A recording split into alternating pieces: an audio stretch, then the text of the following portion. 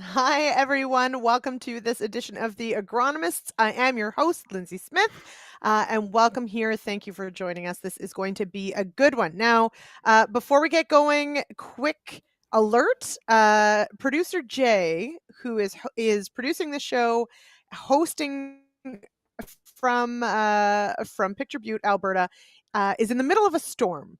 So, yay, it's raining in southern Alberta, but it also perhaps it means we may go dark at some point. So we do have a backup plan, but just bear with us if we do go offline. And who knows, maybe I'll have to have my guests back tomorrow for a little regroup. And before I get to those guests, of course, we have a few housekeeping items. So, of course, if you do collect CEU credits, head on over to realagriculture.com/agronomist tomorrow to let us know that you caught the program and to get those credits.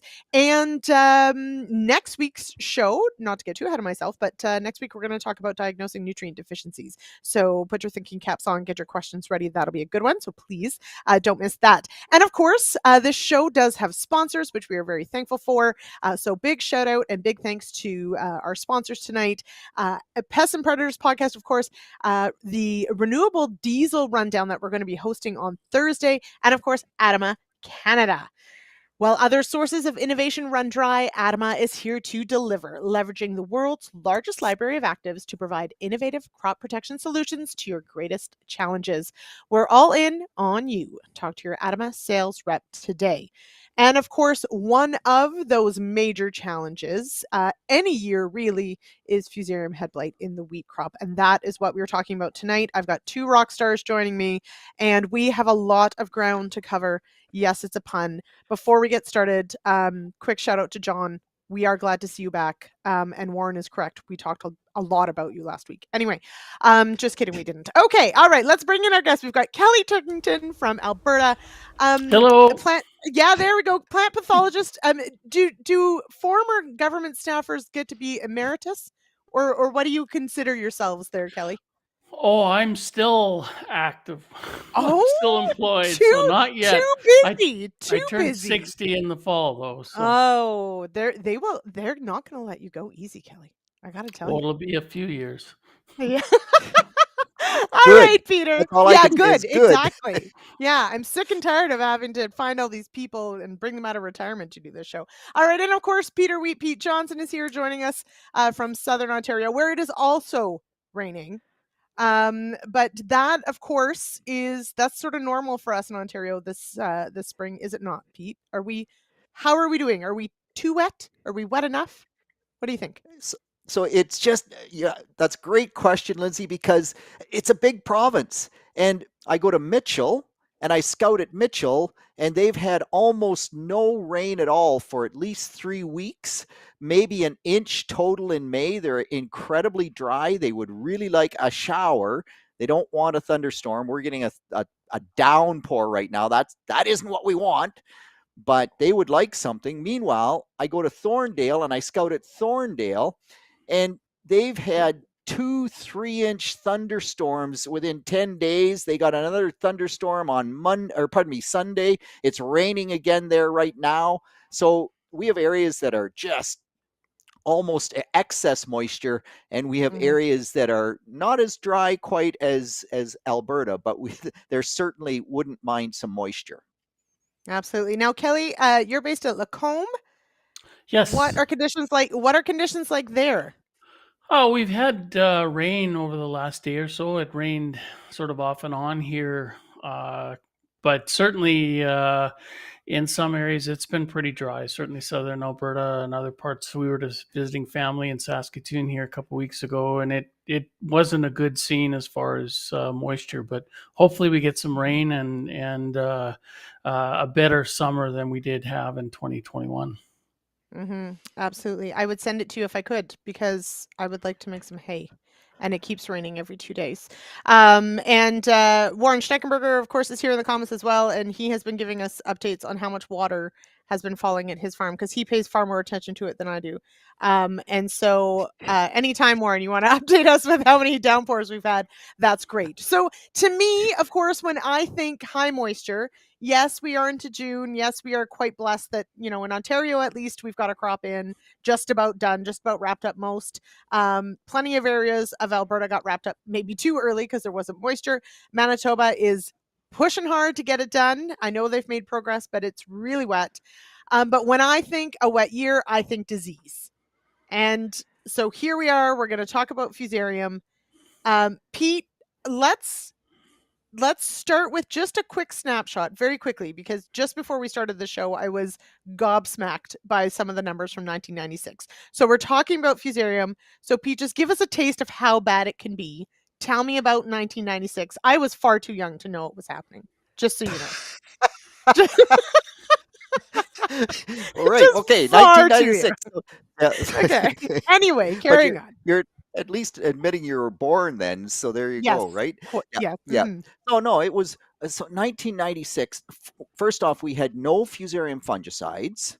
And secondly, we were growing almost all soft white winter wheat that was quite susceptible. It wasn't all highly susceptible, but it was all at least in the susceptible category. So poor genetics, no fungicides whatsoever. And then we get this year from bizarre, the school buses in June, right when the wheat was heading, when it was pollinating, they were canceled 4 days out of 5 because of fog. We didn't have that much rain. Everybody thinks rain sets up Fusarium, and it does, but fog is almost worse. And so we had just a horrendous year. 90% of the wheat in Ontario was feed grade or lower. A lot of it was sample grade. We normally, I don't think of Fusarium as reducing yield a lot. We can get quality concerns a lot quicker than we get much yield loss. We had fields that were 100 bushel wheat that ran 40 bushels per acre, and those 40 bushels per acre were 65 parts per million of Dawn. So it was essentially toxic waste. There was actually some growers who dumped it in the bush because they just they didn't know what to do with it. It was that bad. So it can be extremely bad, and that's why we're talking about it. We don't want to go there again. Right. And you've also hit on a few of those factors that all lined up to make it so bad. So, Kelly, that's where we're going to move to first here on laying out the groundwork of how we manage this disease. Let's talk about everyone's favorite, the triangle. The host. Disease triangle. Pathologists love that. And it really is a nice way of symbolizing what disease is all about. So in order to have the development of disease, you need a susceptible host, you need a favorable environment, and you need the pathogen in sufficient quantities, and it has to be a race or a pathotype that's virulent on the host. So if you look at the weather conditions, and Pete did an excellent job in terms of outlining that. Certainly, moisture is one of the key driving factors. If you look at a lot of the forecasting systems developed in Ontario and those developed in the Great Northern Plains, there's quite a wide temperature range in terms of infection. And ideally, warm conditions. So probably in that 20 to 25. But the experience in Ontario has been that once you get above 30 degrees C, 32, things start to shut down. So moderate temperatures, but even a little on the cooler side, you can still have issues. It might take longer for the pathogen or the Fusarium graminearum fungus to infect, but it still can infect if you have sufficient moisture. So, you're dealing with the winter crop in Ontario. Here in Western Canada, we do have some winter wheat acres. I know people like Brian Barris would love to see that number jump up a lot. But most of our crop is the spring wheat crop, and really probably mid-June to the end of June, and then throughout that sort of first part of July is sort of the key period for the disease in terms of inoculum production and infection. So, yeah, and we, like Pete mentioned, in Ontario, we've had some real issues here in the prairies. Most recently, 2016 was a bad year for us, and previously 2010 and 12 in the Eastern Prairie region. So lots of downgrading, going from a number 1 CWRS to a number 2, 3, 4, or unfortunately even lower. And Durham wheat was especially hit hard in 2016. So, yeah, Durham wheat is just. Durham wheat is horrible, Lyndsey. I want to jump in and just say Durham wheat is horrible. If a bird flies overhead and poops, you get Fusarium in the Durham crop. That's all it takes. It has very poor resistance. In Durham's defense, first of all, pasta, so it wins. But second, Durham typically grows in pretty dry environments. So Kelly, catch me up here. And Pete, you can jump in too, but I don't think Ontario grows a heck of a lot of Durham. But do we just not have disease resistance packages in Durham because we don't need them? And I shouldn't even say resistance. I guess tolerance is better. That's a better way to put it. That's an interesting question because, if you look at the barleys, the 2-row barleys, traditionally, a lot of the older varieties like Harrington actually don't have that bad of a reaction. Now, in terms of Durham, it may be more related to the fact that it was never a disease issue that the pathologists and breeders focused on. So there was no sort of development or incorporation of resistance. Now, why do we see that in barley? Perhaps it's a bit fortuitous. There may have been genes that were linked to resistance that were selected for based on agronomic type and other factors, but certainly Durham traditionally is not a crop that has been selected heavily in terms of resistance. That's changed, obviously. So programs at the University of Saskatchewan, Ag Canada, and Swift Current very aggressively looking at improving the Durham varieties in terms of FHB. There you go, Peter. Okay, it's going to Well, get and better. so just we did try growing durum here in Ontario. Really? We had a winter, we had a winter durum. We tried some spring durum, and that's why I say if the bird flies overhead, in our climatic conditions, it was ugly every year, and we just got. I mean, the market is here. We've got a good market here. You would think if we could produce quality, we could use it. Until the breeders get some genetic resistance in, it just won't work in Ontario. I mean, maybe Okay. it never will from a quality standpoint because our weather is different. But the old varieties, Medora, oh my goodness, it would be pink from one end of the field to the other. It's just You just got to awful. market it different. I don't know, like Yeah, unicorn wheat yeah. or something. Now, okay, so but following up on this, because of course we do have the disease triangle. So that host is at the top. Pete, when farmers are choosing their wheat varieties, obviously Fusarium head blight plays into that. How well are we doing for choice across the classes of wheat in what we have? Do we have, moderately resistant lines? What do we have that we can choose from? Yeah, so the genetics has improved tremendously. The Ontario Cereal Crop Committee, and so I'm part of that committee. So I have a bias here. I should state my bias right up front. Good call. Yeah. But when we do the registration of varieties, we put them into the class, and we rate them against each other. And so if you're highly susceptible, then almost growers won't grow it anymore. And so Mhm. what that has done by always it slowly moves the bar higher and higher because you're always putting in better genetics. And so we have made headway. Having said that, man, the breeders have worked on Fusarium since 1980 was the first real problem in Ontario and really brought it to the forefront. And so there's been tremendous effort by the breeders, and it's such a complex disease. It's not Mhm. rust. It's not a single gene resistance, or you can maybe pyramid two genes. It's multiple genes across multiple different chromosomes. And Kelly will know more about this than I do, but man, it is very, very tough from a breeding standpoint to make headway. We have made headway. There's no question about it. Some of the older varieties would never get registered today because they simply are too Right. susceptible to it. And we're getting more and more MRs, Mhm.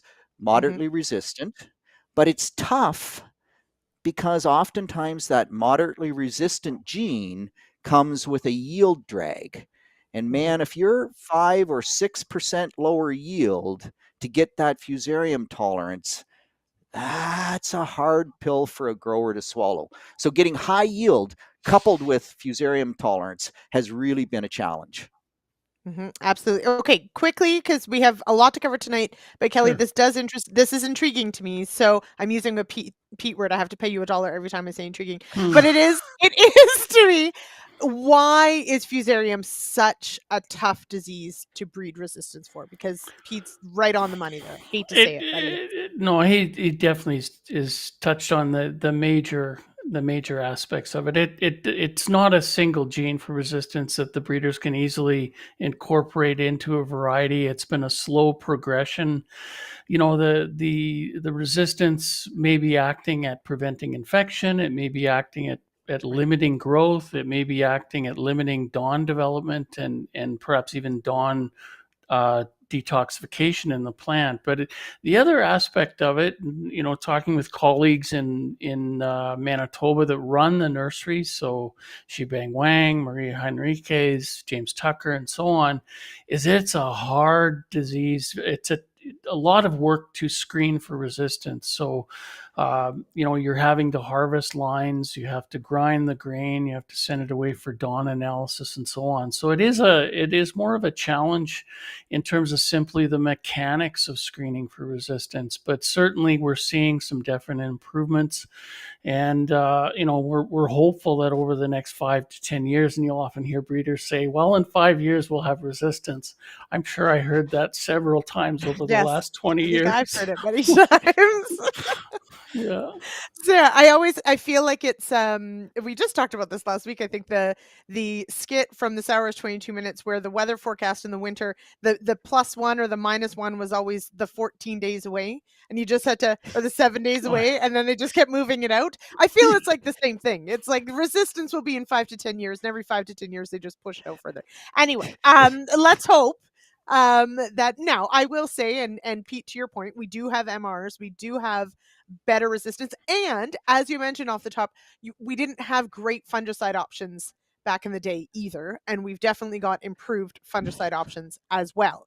Now we know we can't just depend on a fungicide application to fix everything. We have to think about that whole triangle and make those decisions. But we do have better tools than we used to. So one of the things I do want to cover tonight, couple things, just everyone in the comments, everyone following along, please ask your questions. We are going to cover a bit of the spraying pass. Of course, we're going to talk nozzles and droplet size, all that.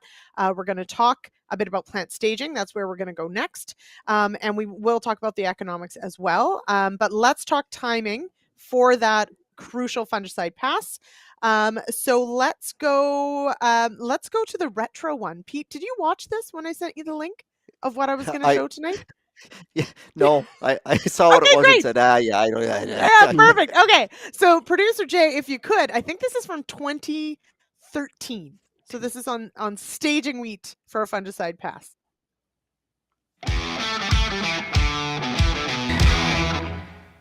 So one of the really tough things about wheat is trying to stage it for Fusarium control. And we really do need to time it appropriately. The problem is that wheat, at least in Ontario, is never uniform. I so wish we could figure out how to get that perfect uniform stand. But here's an excellent example in this particular field. So here's 3 wheat heads that I pulled out of this particular crop, and they're all at a little bit different stage. So this particular head you can see is just reaching day 0. If you look at the flag leaf there, you can see the flag leaf, and the head has just cleared that flag leaf. So perfect day 0. We have another one here that's at about day -2. We have about a third of the head above. The rest of that head is still down below. And here we have one at about day -3, because this particular head, the awns are just starting to emerge. It's going to take about 3 days in order to get there. So when we do that, and this is a uniform field, if you look at this particular field, you would look at this field and say, wow, this is nice and uniform up here, and it's going to be easy to stage. If you get into Lambton County with tile run wheat, it's unbelievable, because over the tile runs it will be like this. Between the tile runs, it's probably still looking something like this, where we have wheat that still has the head way down here, and that wheat is at least 6 or 7 days, maybe even as much as 10 days away from heading. So staging wheat for Fusarium control is never easy. The window is day 1 to day 6. And so if you're trying to do a variable field and you're looking at this as your most advanced head, so that day 0 head, and you're looking at other wheat that's kind of in that day -6 or day minus whatever, you kind of say, okay, I'd really like this head to be emerged. This one's perfect now, so let's wait 4 days. This one will be partially emerged, or most of them will be emerged, because they have to be out to give me control. After day 4 from this one, we start giving up control, because the Fusarium products we use have no reach back, if you will, and if it's infected, we won't get the same level of control. At this stage, I can get 60% control, maybe even a little bit better on a resistant variety. At this stage, I get 0% control. So if I get this one to day 6, I still get 30% control there. If this guy is now head emerged, I can get 60% control there. It's a real balancing act, and one of the toughest things to do in terms of wheat production in Ontario.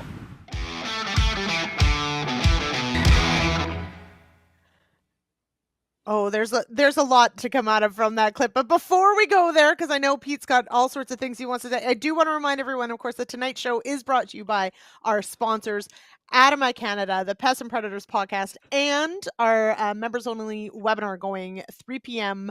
Eastern time on Thursday. But the Pest and Predators podcast, it does go out every 2 weeks. We had a new episode that went out last week. It's a fantastic listen to learn all about those friends in the field. It's brought to you by Field Heroes, and well worth a listen. So head on over to realagriculture.com to listen to that. Okay, so I'm going to agree with Ray that, Pete, you are ageless. That was from 2013. Beyond the sucking on some helium, you sound and look exactly the same. Okay, so let's talk staging. So Warren says ideal timing was yesterday to go in with a fungicide. So now I'm going to ask Farmer Schneck, what stage was your weed at yesterday? Pete, what day? If day 0 is that head emerged, is that day 0? When am I going? Am I going that day? Am I going the next day? How long do I have? Yep, and it's such a good question. And by the way, one of the things that we've really focused a lot on the timing, because when we first got fungicides, and even in that 2013 video, we were focused a lot on timing because we didn't have today's fungicides, and today's fungicides are that much better again. So now we have fungicides that I can spray before the head is fully emerged and still get some level of control. It's not as good. The perfect timing window still is probably kind of day 2 to day 4 or day 6. But again, not all the heads are at that stage. And so for the most part, you want the head to be still emerged. If you could get everything emerged uniformly, man, spray on day 3. That's probably the perfect day. Spray on day 3 and life is good. But in a real world, day 3 is raining and it's windy, and like there's so many other factors that we have to take into control from that standpoint that that we have to put the whole package together. And our window has, the other thing that really is interesting in the data is we used to think that a day early was better than a day late. But now, because we've realized that a day late, we don't get the same level of visual Fusarium control, but we actually get at least as good and sometimes even a little bit better dawn reduction. And dawn is really the killer. So now we're almost saying a day late is better than a day early, although be careful with that because we can't get into the pre-harvest interval. And that's the other issue. Like we by day 10, you got to be done. You just got to be done. When the first heads hit day 10, you're like, that's the cutoff because we have to keep it clean. We have to keep those residues at 0 in the crop. Really quite critical. So 2 things about this, Kelly. So one, I wanted, there's a few things, and Pete, we're seeing this right now. I know it's early for the West, but head snag or sort of where those heads sort of get caught in the boot. How are we, is that going to grow through? Should we worry about these things? Do we just drive on? It's an excellent question, and it's actually interesting. We chatted about this via email before earlier this afternoon, but in 2021 here in Western Canada, we had a lot of issues in barley in terms of poor head emergence, heads getting caught in the boot, not completely coming out, and certainly definitely agree with Pete that it's the head, the actual head tissue you need to target for your fungicide. So in terms of the timing, I would be concerned about going in too early, and some of the data suggests that we can go that day 9 or 10. That's some of the data out of the States, some recent data here in Canada, and so on. But again, the pre-harvest intervals. But certainly with those heads that are either not out of the boot or partially out of the boot, the nature of the chemicals that we have, that you really need to get that fungicide product on that head tissue that you're wanting to protect. So I'll defer to Pete in terms of the issue that you're seeing in Ontario. Our issue was related more to drought conditions and maybe the plant lacking the sort of turgidity to push the head out, and the extent of stem elongation was reduced and so on. Yeah, and so just from that perspective, I think Kelly's 100% right. And barley is worse for that than wheat in terms of if it's dry, the head doesn't always come out of the boot. And then if you're trying to control Fusarium, how do you ever get that product right on the head? And regardless of which product, they all work best if we can get them on the head. So we want to paint that head if we can. If they don't come out of the boot, well, you just got to try to use the best product that hopefully will give you some level of control. The head snag we're getting here in Ontario right now, it's mostly genetic. So Branson, it's always bad for it. Ava, it's always bad for it. We're seeing that again this year. But unlike the barley problem that Kelly talks about, those heads do come above the canopy. So in terms of, are they more susceptible to Fusarium? No. Can we still spray them? The answer is yes. It's actually probably tougher when we have that non-uniform crop.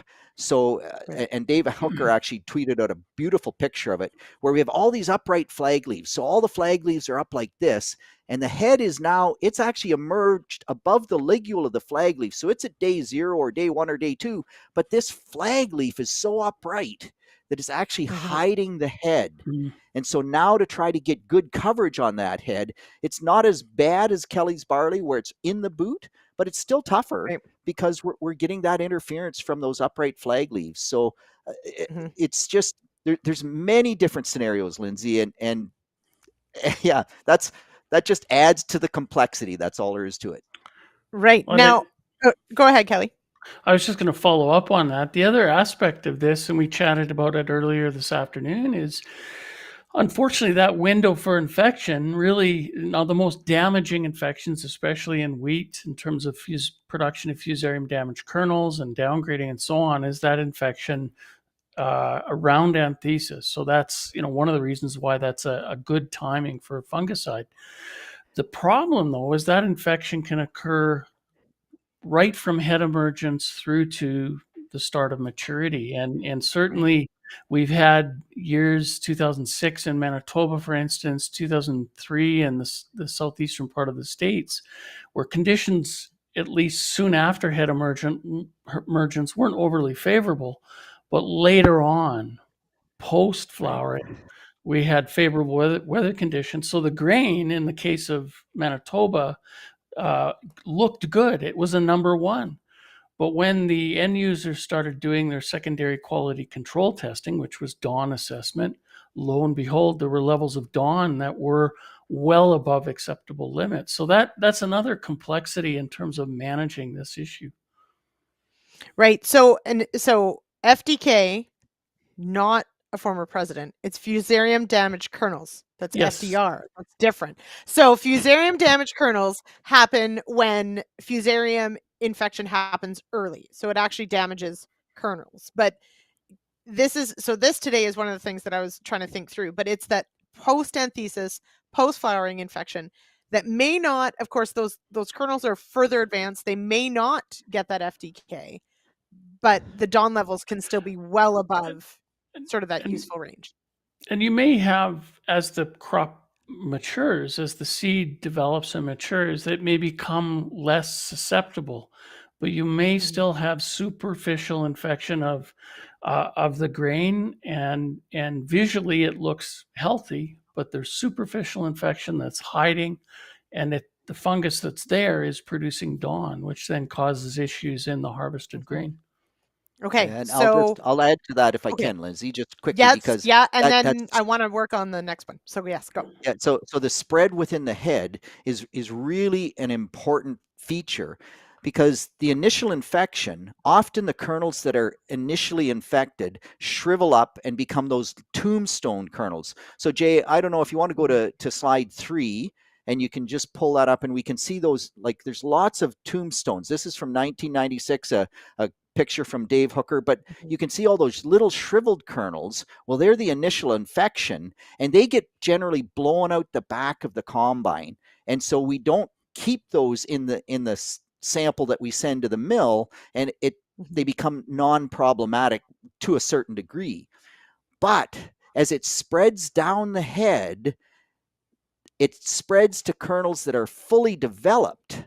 And then the Fusarium fungus actually uses the toxin to kill the cells so that it can feed on those cells. So in those big kernels, oftentimes you get high levels of toxin because it's trying to infect and overtake that kernel. So that secondary spread, now we got it in great big kernels. We can't sort them out. We can't blow them out of the back. So it's a much bigger problem when we get that secondary spread. And again, that's why this window to spray the fungicide, we're pushing it later and later, because as we push it that day later, we actually reduce the dawn. We don't reduce those tombstone kernels, but a good combine operator will blow them out.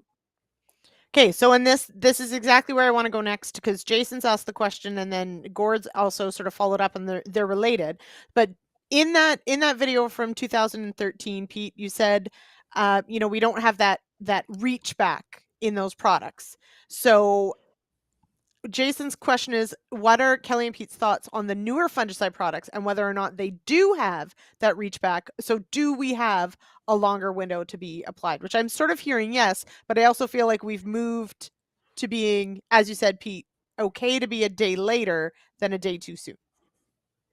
Yeah. And so we don't really have reach back, but what we're doing is we're spraying that day later, and we're stopping this progression of that fungus for that day longer into the season, so that it doesn't have that same length of opportunity to generate the dawn.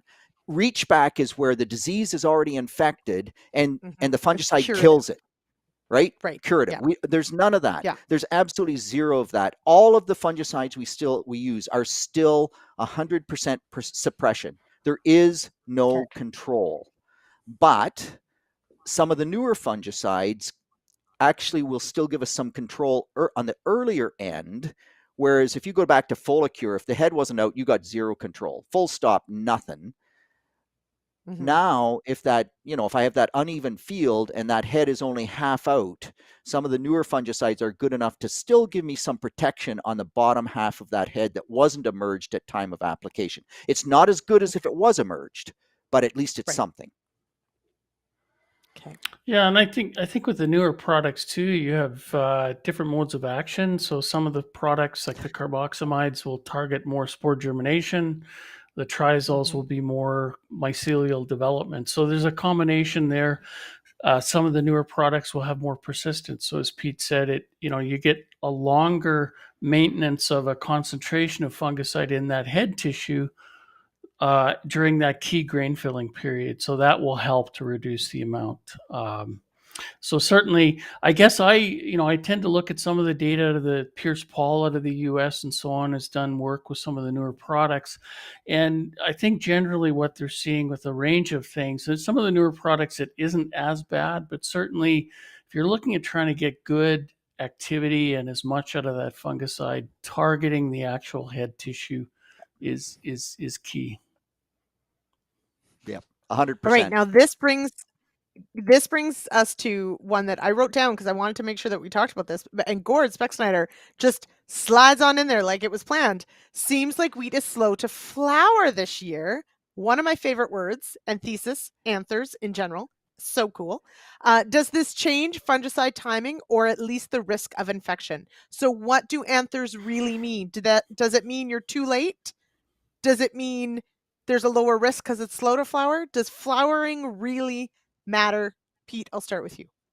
I want Kelly to take this, Lyndsey. Oh, good. Oh, I love this. You're on the spot, Kelly. Certainly traditionally anthers were thought to be a key aspect of infection. But if you look at a lot of the research over even stretching back to Anderson back in the 1900s, sort of the early part of the 1900s, it was obvious that infection can occur in the absence of anthers. So they're not necessarily absolutely required for infection. And then as we've discussed earlier, you can still have spores that land, whether they're the wind dispersed spores or as Pete has said, you get infections occurring early. It produces the rain splash stage. Those are dispersed to uninfected parts of that head or other heads. And it's well past flowering. The anthers are gone, but you can still have infection occurring. Now, the symptomology, the symptoms may not be as severe, so the FDK, but it's that dawn that becomes a problem. And so I'll finish up on that because I think it's really quite critical. A lot of companies, they say target 50% flowering when you see the anthers extruded on the head. And then you'll listen to my videos and I'll say, target day 2 to day 4 and day 3 is perfect. And everybody's going like, which one do we do? Like, good grief. So somebody please get the story straight, for crying out loud. And the answer is that they're actually both right some of the time. So right now in Ontario, and Gord, you're right on the money because wheat is heat driven. And last week we had a couple of 32-degree days and the wheat was just zoom. And then all of a sudden we get 20-degree days with 5-degree nights and it's like the wheat just stops. But it didn't really stop, it just slowed down. But what's really interesting is that we have wheat that has been in full head for 5 days and we see 0 anthers. And Gord's asking, like, what impact does that have? Well, what impact that has is that it's given you 5 days for a bunch of those later heads to emerge. And once the heads are all emerged, do not look for anthers. Do not count day 3 or day 4. If all the heads are emerged, spray the crop when the weather conditions are right. Period. Stop right there. That's the answer. And so don't get hung up on anthers. Don't get hung up entirely on days, although we do have to be careful with the pre-harvest interval. Right. Yep. But yeah, it's really about head emergence and just do the job. Okay. I'm going to ignore the anthers, although they're super cool. Okay.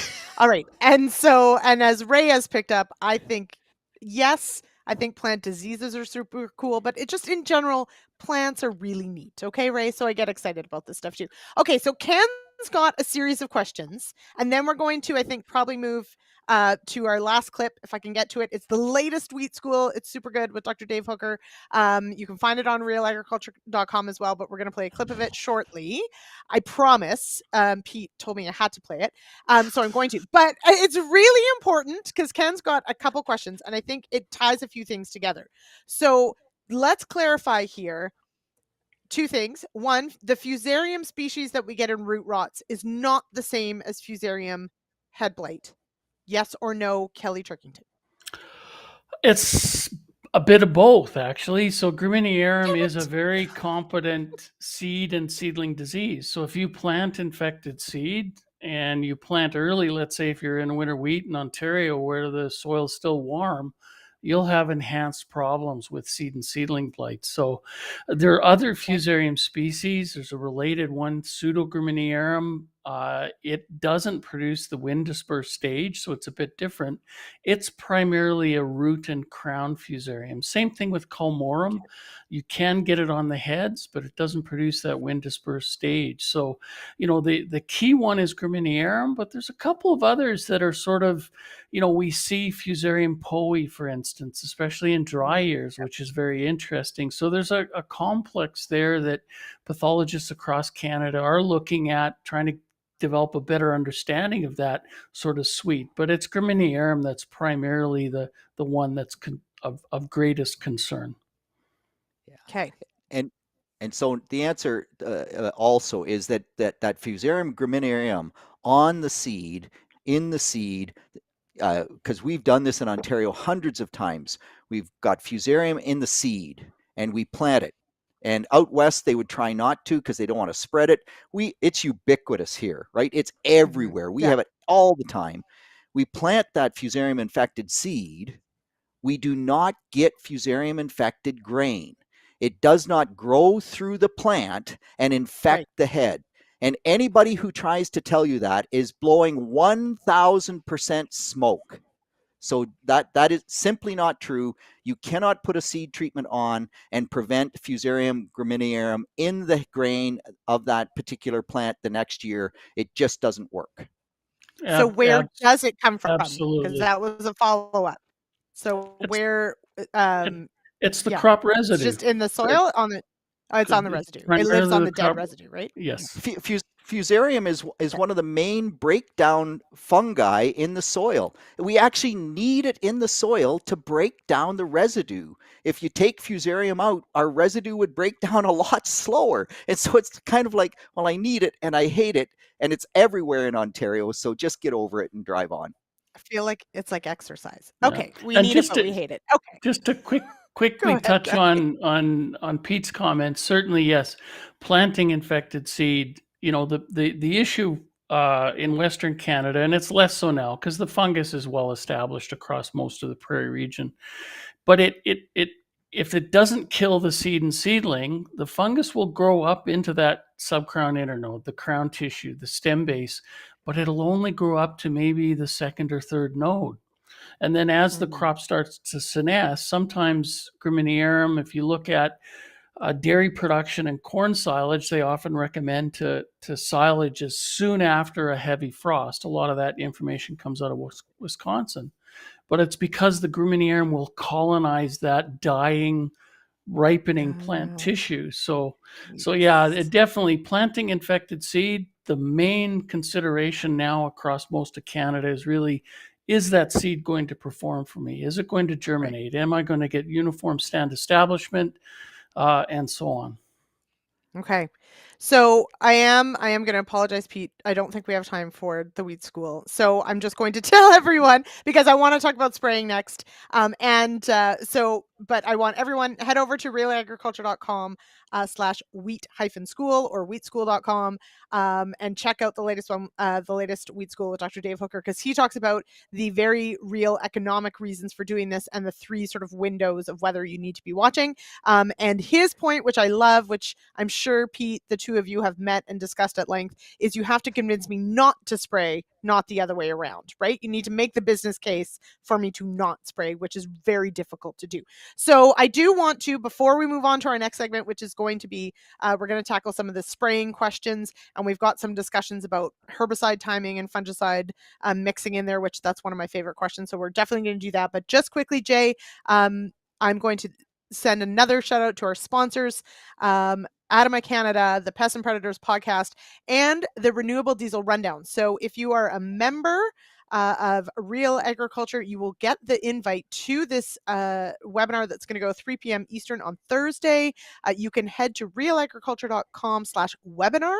It will give you the full rundown on what we're going to be talking about. And if you're not already registered, there's a window there for you to do so. So please check that out. It's going to be really cool. Key renewable diesel is not the same as biodiesel. It's incredibly different, and it means some pretty interesting things for agriculture. So there you go. Check that out on Thursday. Okay, moving right along. This builds on Ken's question. Is also, I love this question. So Pete, Kelly, herbicide timing in wheat. Can I just go in there with a fungicide and that'll take care of my Fusarium head blight? Yes or no? Kelly, go. Oh, well, if you're putting a fungicide on at herbicide timing, you're not targeting the head tissue. And, if you look at some of the work that's been done, we've worked in barley, colleague Sherry Stridehorse and Manure, I forget Manure's last name, did some work recently in wheat. And that herbicide timing, if you're looking at leaf spot management, is not necessarily the best target to hit. You're better off to wait until maybe growth stage 32 or a little later. Now, that being said, if you're in a wheat on wheat situation, it may be such high pressure that a herbicide timing is needed to slow things down, but you're going to have to go back into that crop and spray again. But in terms of FHB management, again, it's the head tissue that you want to be targeting directly.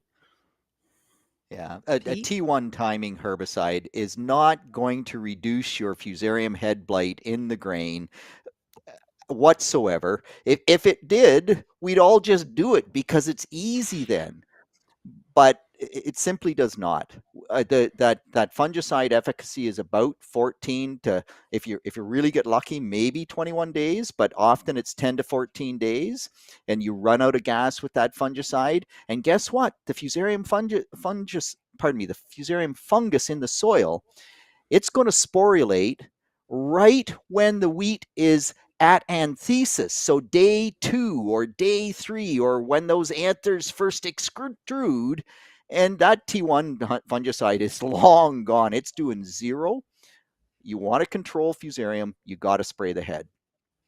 Right. Now, Ray says you could have just said no. But Ray, we need a whole hour for the show, Ray. We can't just have yes or no answers. And I wouldn't be doing my job if I asked yes or no questions.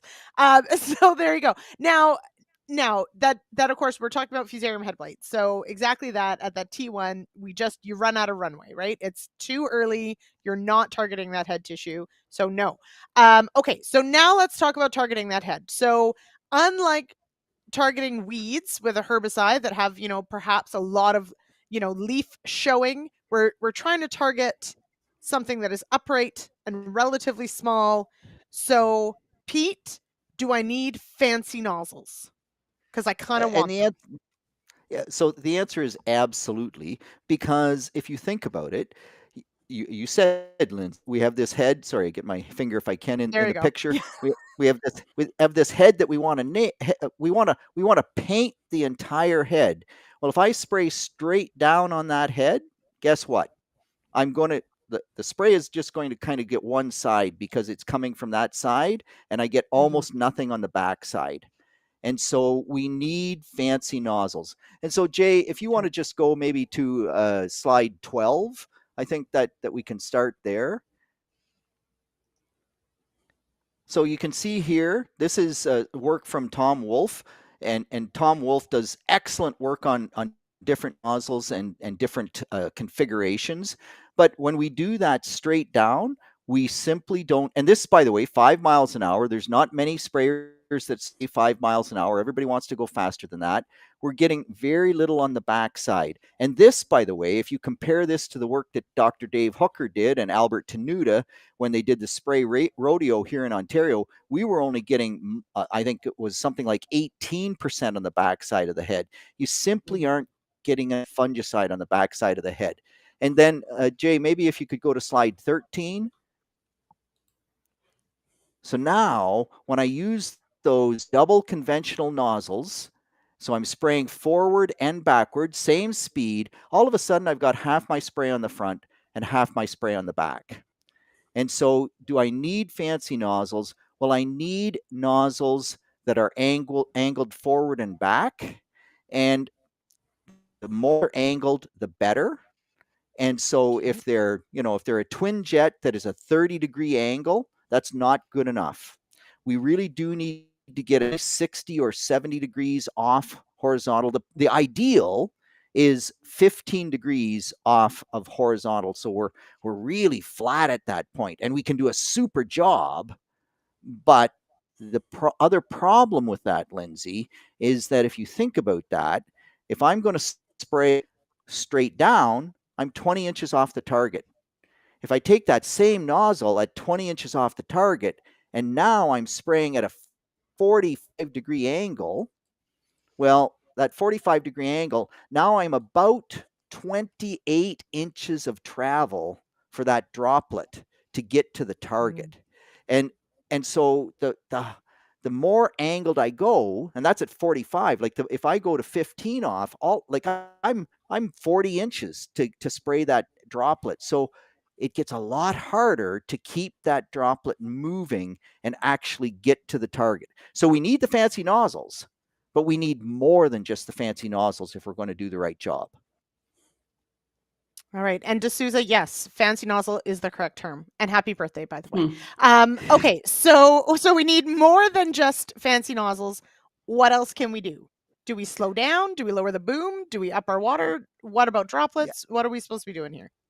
Yeah, and so Jay, maybe if you can go to slide 18, I think that's probably the other slide that really plays here well. And so this is just showing both droplet size and also boom height. So if I'm going to make those angles, those spray tips on the angle and a significant angle, the only way I can reduce the distance to my target is by lowering my boom. And so 10 to 12 inches off the canopy. And Lyndsey, the big problem there is in hilly country, like our booms are just, they do not do a good job of height control. However, there are new sprayers on the market.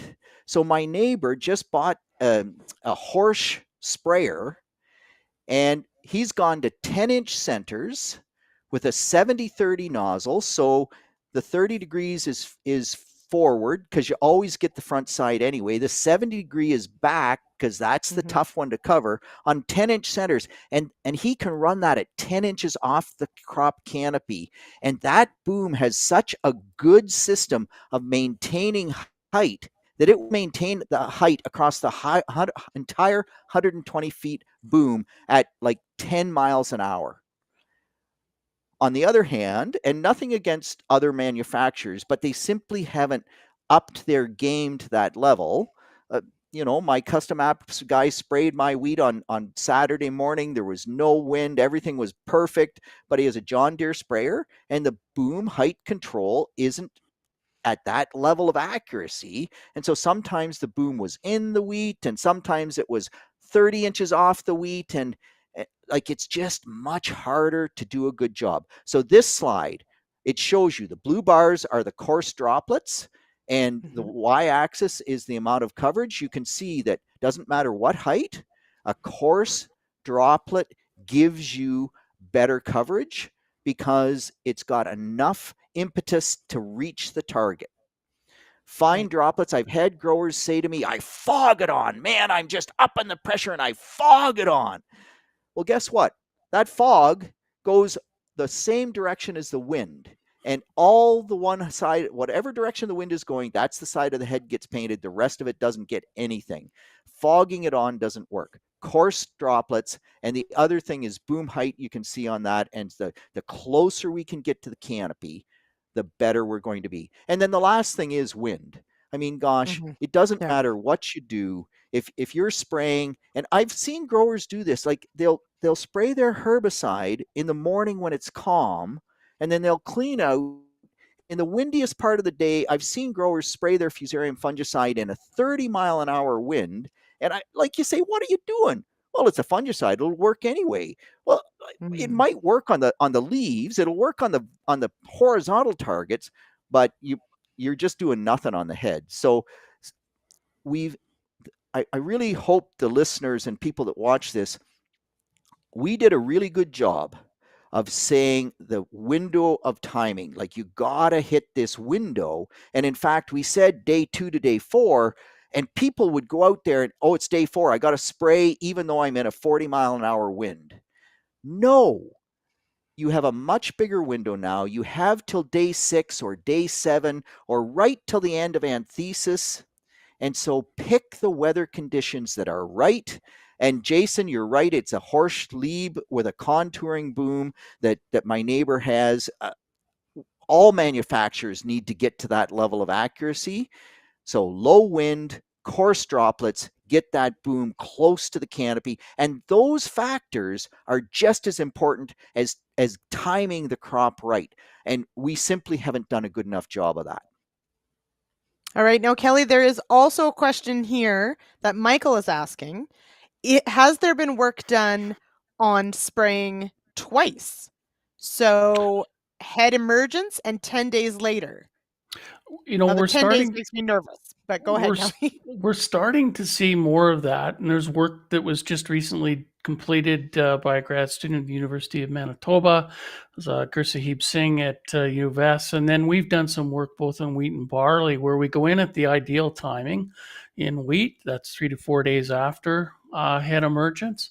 And then we go in 7 to 10 days later. So that's starting to push it. But we wanted to push the envelope. And what we're seeing, and it's going to be a challenge, is that we're seeing some benefit to that dual application. Now, that's not keeping in mind economics of spraying, the pre-harvest intervals. And again, that dual probably helps in terms of maintaining a concentration of fungicide in that plant tissue for a longer period of time, especially that second later application, which then the concentration, it persists. And as Pete has said, 10 to 14 days, maybe 21 days, that takes you pretty close to the end of the grain filling period, or at least getting towards it. And so you're mitigating that risk. So, unfortunately, if we look at the current labels, they don't include a sort of dual post-head application. We've got a, challenge with the pre-harvest intervals. So it may take a change in mindset and regulations and more research in terms of demonstrating the utility of using that dual application and addressing MRLs and pre-harvest intervals and so on.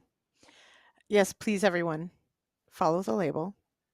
Just The remember. other thing I would add is that what we're seeing too in our work is it's not only dawn, but we're seeing actually better kernel characteristics. So higher 1,000 kernel weight, better bushel weight, and it just all relates to maintaining that concentration of fungicide in that plant tissue, whether it's the head tissue itself or the upper canopy leaf tissue. Pete, what is And wheat so what Kelly's worth really right now? Yeah. So hang on, what is wheat worth right now? Because it makes applying twice a lot easier when it's $15. $13 a bushel. Yeah. Might pay for that, but not at 6. But this maintaining that level of concentration Kelly talks about, that what we're really doing is stay green, right? We're keeping the canopy green. And when we keep it green, it can photosynthesize longer. If we photosynthesize longer, we're putting more carbohydrates into the grain. And so we get bigger berries. And that's why we get better test weight and those better kernel characteristics that Kelly's talking about. So, we have had growers play with that in Ontario. And sometimes on a real Fusarium year, it can make a huge difference. On a year with low Fusarium, it gets pretty tough to make it economical. And so that comes back to how well we can do in terms of trying to predict that darn Fusarium fungus. And we're not so good at that. But anyway. Well, and predict the weather. We were joking about this before we came on the air that, if we had a decent 7-day forecast, we could make a much better decision. But I mean, if you looked at this week, last week, it was going to be nice, and now it's going to rain every day. So, yeah, it'd be a lot better if we could. Yeah, a 7-day forecast, and Lyndsey could actually make decent hay for those woolly pigs that she has for home. my land. What do people call them? Land lice.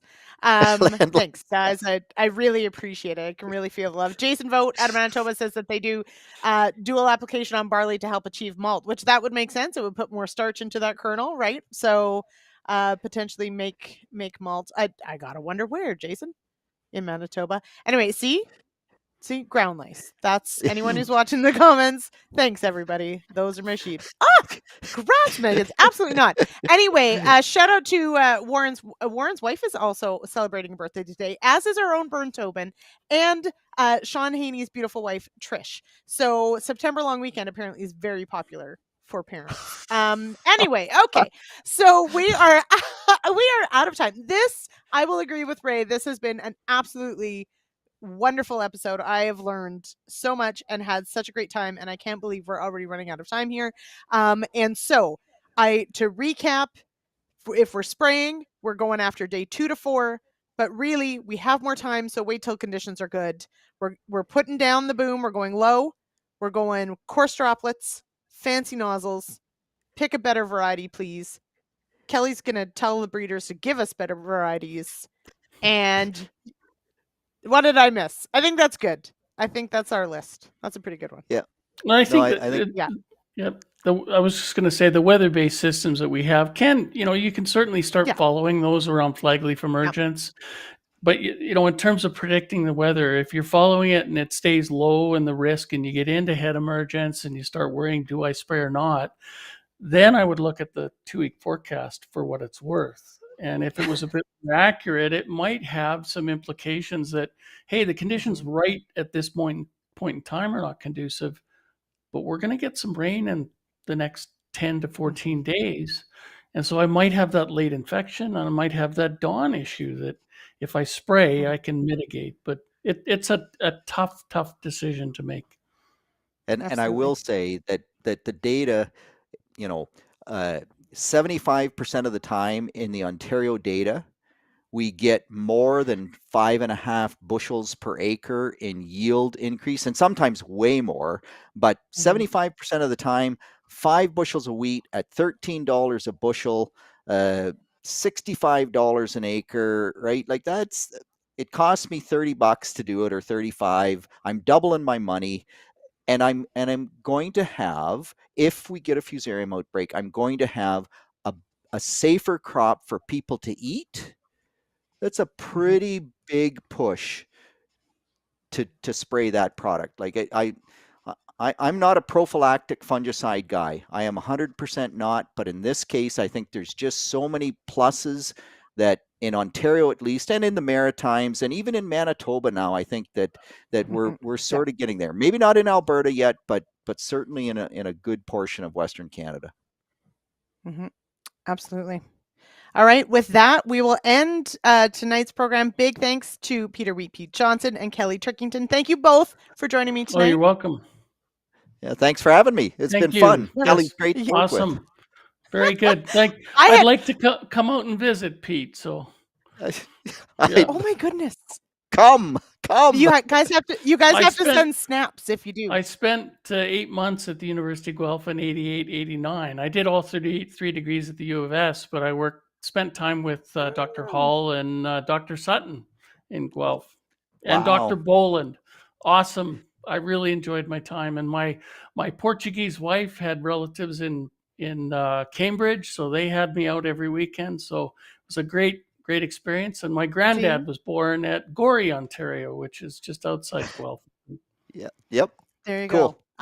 I probably shouldn't call it on terrible. Anyway, but I do. Okay. All right. Thank you, of course, to my guests. And thank you to everyone for joining us tonight, for all your fantastic comments. It just makes the show just that much more fun and that much more informative. And we really appreciate it. A big thank you to, of course, our show sponsors for making this all possible, to ADAMA Canada, to the Pest and Predators podcast. And of course, join us Thursday for our webinar on renewable diesel.